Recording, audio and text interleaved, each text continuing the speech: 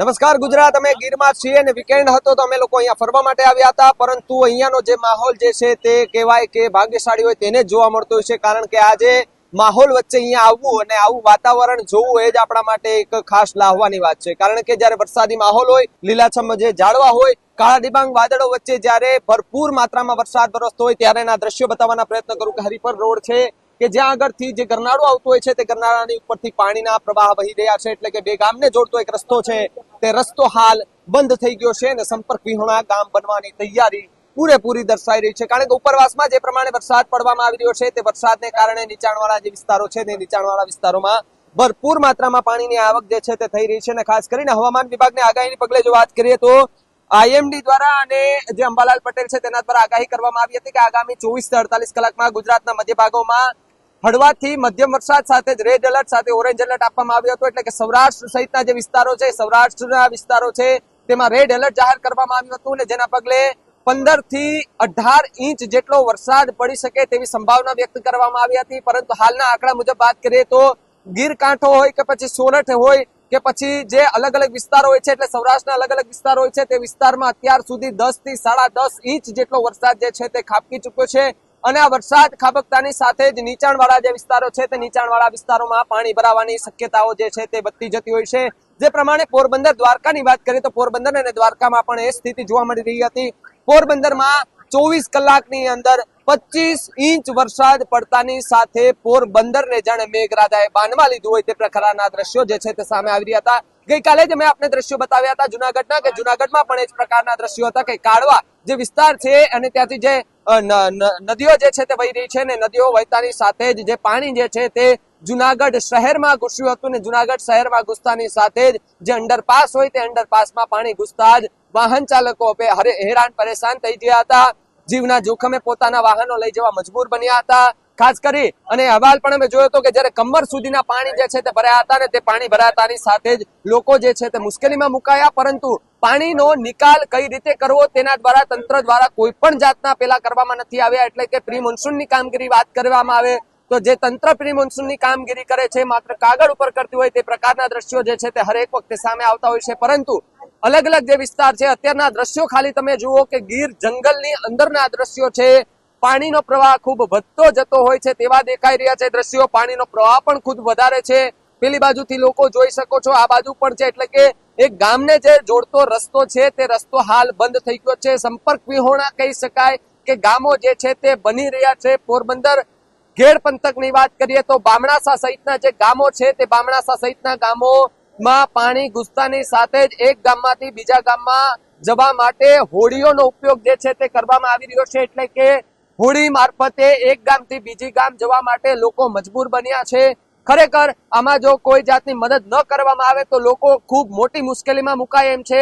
સરકાર દ્વારા પણ એક બેઠક બોલાવવામાં આવી હતી આ વરસાદના પાણીનો નિકાલ કઈ રીતે કરવો અને જે લોકોને મુશ્કેલી પડી રહી છે, જે નુકસાની થઈ છે તેની ભરપાઈ કઈ રીતે કરવી, કેવી આ યોજના છે તે બહાર પાડવી તે અંગે હાલ જે છે તે ચર્ચા કરવામાં આવી રહી છે, પરંતુ આગામી દિવસોમાં જે વરસાદની આગાહી કરવામાં આવી છે તે વરસાદની આગાહીના પગલે તંત્ર કેટલું સજ્જ છે, સરકાર કેટલી સજ્જ છે, લોકો કેટલા સજ્જ છે, લોકોએ પણ તૈયારી દાખવીને રાખવી પડશે, કારણ કે હજુ પણ જે પ્રમાણે આઈએમડી ની આગાહી છે કે આગામી 48 કલાકમાં સૌરાષ્ટ્ર, ઉત્તર ગુજરાત અને જે અલગ અલગ વિસ્તાર છે તે બે વિસ્તારમાં રેડ એલર્ટ જાહેર કરવામાં આવ્યું, એટલે કે રેડ એલર્ટ જાહેર કર્યું છે, એટલે 10 થી વધારે ઇંચ વરસાદ જે છે તે આ વિસ્તારોમાં ખાબકી શકે છે ને આ વરસાદ ખાબકશે તો નીચાણવાળા જે વિસ્તારો છે તે વિસ્તારોમાં પાણી ઘૂસવાની સમસ્યાઓ જે છે તે વધતી જતી હોય છે, અને ખાસ કરીને જે નાના નાના ચેક ડેમો હોય છે તેના 1 થી 2 ફૂટ જેટલા દરવાજા ખોલવામાં આવે, એટલે કે નીચાણવાળા જે વિસ્તારો છે તેને ખાલી કરવા માટે પણ તંત્ર દ્વારા નિર્દેશ કરવામાં આપી દેવામાં આવ્યા છે. જે જાહેરનામું હોય છે તે જાહેરનામું બહાર પાડવામાં આવી દીધું છે, એટલે કે સૌરાષ્ટ્રના અનેક એવા ડેમ છે નાના મોટા કે જેમાંથી 1 થી 2 ફૂટ જેટલા દરવાજા ખોલવાની ફરજ પડી છે, ત્યારે જે પાણી જે છે તે પ્રવાહ ગામમાં ન આવે તેના માટે કોઈ મુશ્કેલી ન સર્જાય તે માટે થઈને લોકોને સજ્જ રહેવા માટે તંત્ર પણ અપીલ કરે છે. કહી શકાય કે ભયજનક સ્થિતિએ પાણી જે છે તે અત્યારે આ અહીંયાથી વહી રહ્યું છે. પેલા કાંઠેથી હું દ્રશ્યો બતાવવાના પ્રયત્ન કરું કે ત્યાં આગળ પણ લોકો જે છે તે રસ્તો સાફ થાય અને અહીંયાથી પસાર થવા માટેની રાહ જોઈને બેઠા છે. ખેડૂતો જે છે તે સવારે ખેતી માટે ગયા પણ અત્યારે જમવા માટે બપોરે ઘરે આવ્યા તો રસ્તામાંથી પાણી જે છે તે આવ્યું અને એ લોકો હવે પોતાના ઘરે જઈ શકે તેવી સ્થિતિમાં નથી.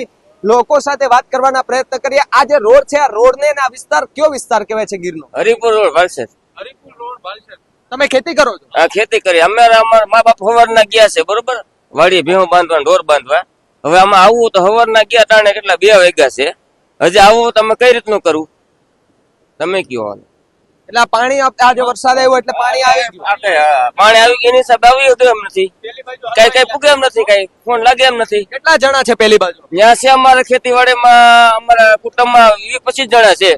20-25 જણા છે. હા, તો એમને આ એક જ ગરનાળું એવું છે કે આગળ પણ? આ એક જ છે, બીજે ક્યાંય રસ્તો નડતો નથી કે અહીંથી તાળા જવામાં, કે એક જ આ પેલું છે. કેટલા કિલોમીટર દૂર હશે લોકો? હા, કેટલા કિલોમીટર? 1.5 કિલોમીટર. એટલે ત્યાંથી પછી અહીંયાથી આવે તો અહીંયાથી તો કોઈ વાહન પસાર થાય? કાંઈ કેમ આવું, આમ ફરીને નથી આવવા એમ ક્યાંયથી. એક જ રસ્તો? એક જ રસ્તો છે આ મેન. તો તંત્ર કોઈ એવું નિવાકરણ નથી લાવતું હર વખતે આવું પાણી ભરાય તો?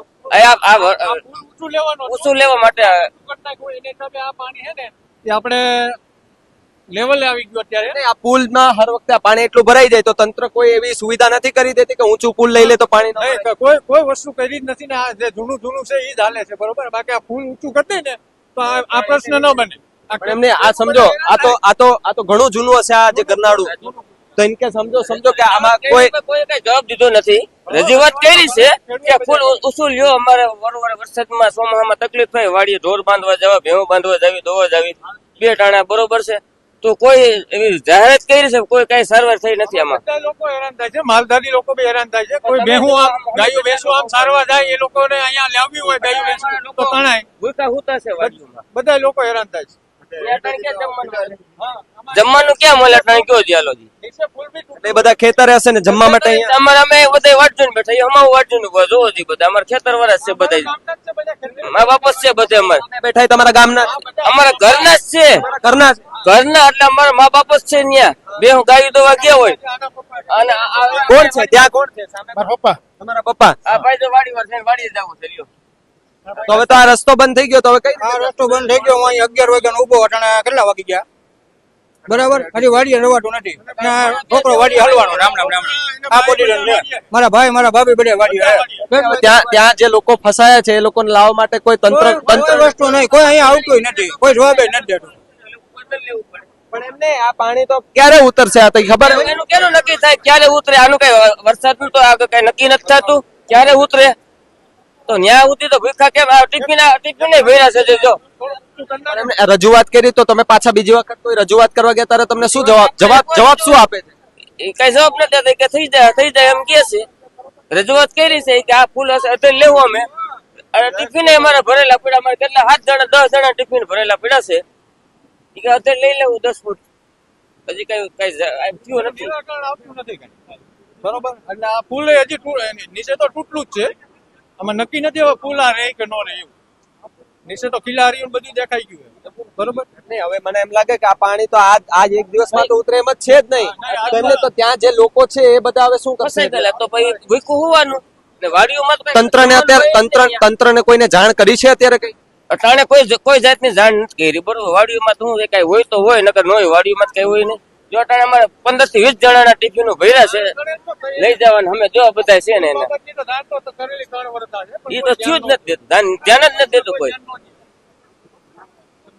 મતદાન કહે કે મતદાન કરો અને આ થઈ જાય ને ઓલું થઈ જાય. મત માંગવા ટાઈમે બધા એ પેલું કરે અને પછી કામ નથી કરે. હા, પછી બરોબર છે મટાણે તે પછી તમારા ધારાસભ્યમાં કોણ લાગે? ધારાસભ્ય આપણે કોણ છે? ધારાસભ્ય અચ્છા, તમારે મતલબ રાજેશભાઈ લાગે ને કે સોમનાથ વાળા છે? અચ્છા, જુનાગઢ જિલ્લામાં એ લાગે છે. હીરાભાઈ જોટવાની સામે ઉભા હતા. અટાણે આવ્યા એટલે આપણે એને કહી ન શકીએ. પેલા એ બીજા એને કહેતા હતા. હવે અટાણે આમાં જો એટલા બધા ટિફિન વાળા છે ને 8-10 જણા ન્યા છે ટિફિન વાળા. પાર્સલ ન્યા ન પૂકે તો કઈ રીતનું એને પ્રોબ્લેમ લેવાનું કયો જી? નાના નાના બાળકો પણ હશે? હા, ભાઈ ના 2 છોકરા છે.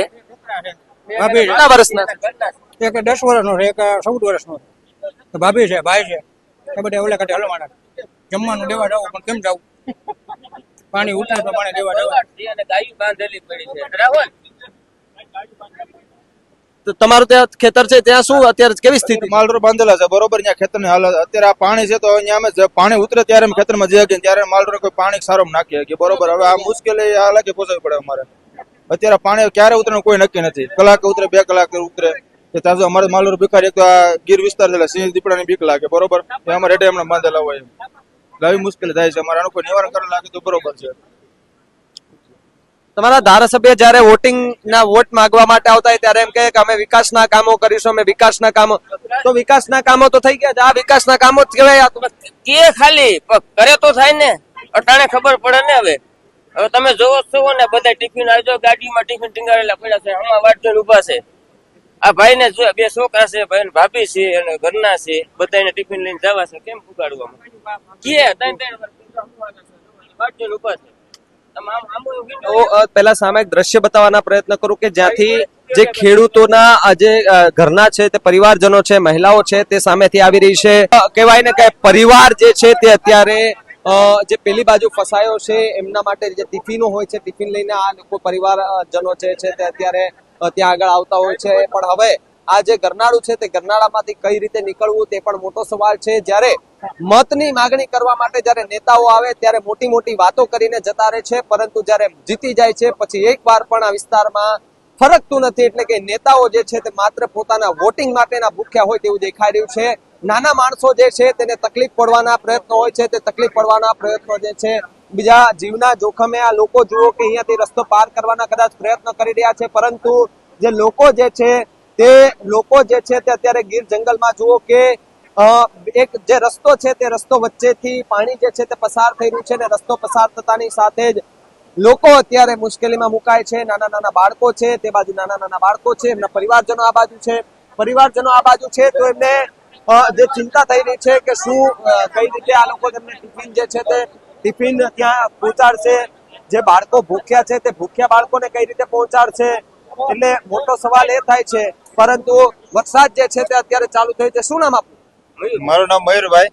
અત્યારે મારી વાડી, મારા પપ્પા, મારા મમ્મી અને મારી 5 વર્ષની છોકરી છે. હજુ જો આ વાડી દેખાય નહીં, મારી જ વાડી છે. આ સામે દેખાય છે, આ સામે દેખાય છે. હવે સવારના વાડીએ હલવાણા છે. વરસાદ આવ્યો ત્યારનું પાણી ભરાય. હા, ત્યારનું. હવે અત્યારે એને ઘરે હું તેડવા આવ્યો, હવે અત્યારે જવાય એમ નથી તો કેમ જવું? હરેક વાર ચોમાસામાં આવું થાય. હા, હરેક વાર આમ જ થાય. સારો વરસાદ પડે એટલે આ જ પોઝિશન રહે. ના, આ પુલ જો ઊંચું થઈ જાય તો બધા માટે.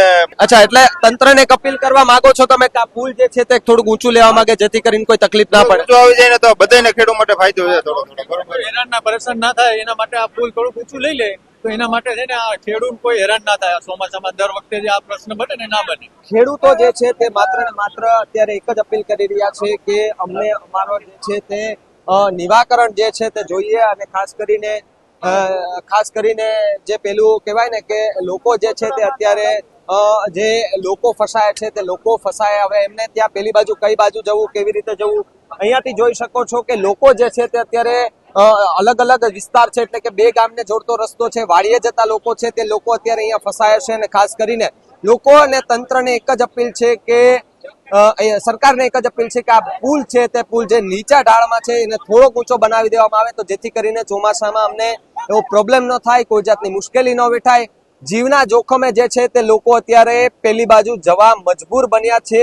આ ગીર જંગલનો એ વિસ્તાર છે. ગીર જંગલમાં જ્યારે કોઈ ફરવા આવતું હોય છે ત્યારે આવા દ્રશ્યો જે છે તે અનેક વખત જોવા મળતા હોય છે, પરંતુ જીવના જોખમે લોકો જે છે તે અત્યારે એક રસ્તો પાર કરવા માટે મજબૂર બન્યા છે. આ વિડીયો કદાચ જો જુનાગઢના સાંસદ જોતા હોય તો એકવાર જોજો કે તમારા જ વિસ્તારનો આ વિડીયો છે ને તમારા જ વિસ્તારમાં લોકો કેટલી મુશ્કેલીમાં મુકાયા છે અને મુશ્કેલીનો સામનો કરી રહ્યા છે. એટલે કે લોકોમાં ભયનો માહોલ છે, કારણ કે પાણીનો પ્રવાહ ધીમે ધીમે વધતો જતો હોય એવું લાગી રહ્યું છે. ઉપરવાસમાં મોટી માત્રામાં વરસાદ વરસી રહ્યો છે. મોટી માત્રામાં વરસાદ વરસતાની સાથે જ નીચાણવાળા વિસ્તારો છે, નીચાણવાળા વિસ્તારોમાં પાણી ભરાયા છે, અને પાણી ભરાતાની સાથે જ લોકો જે છે તે અત્યારે રસ્તો પાર કરવા માટે મજબૂર બન્યા છે. જીવના જોખમે જે છે તે લોકો અત્યારે આવી રહ્યા છે. અલગ અલગ જે વિસ્તાર છે, ગીર કાંઠાનો વિસ્તાર હોય કે સોરઠનો કોઈ પણ વિસ્તાર લઈ લ્યો કે જ્યાં આગળથી વરસાદ જે છે તે ચોમાસા દરમિયાન જે થતો હોય છે ત્યારે હરેક વખતની આ સ્થિતિ હોય છે. હરેક વખત આવી પરિસ્થિતિ ઊભી થઈ જાય છે. એટલે જે કહેવાય કે લોકો જ્યારે છે ત્રાહિમામ પોકારી ઉઠતા છે વરસાદને લઈને. એટલે વરસાદ જ્યારે પણ આવે ત્યારે આવી વિકટ પરિસ્થિતિ ઊભી થતી હોય છે, ત્યારે વિકટ પરિસ્થિતિ ઊભી થાય તો લોકોને મુશ્કેલી પડે. અને વધુ સમાચાર માટે આપ જોતા રહો BS9 TV ન્યૂઝ. નમસ્કાર.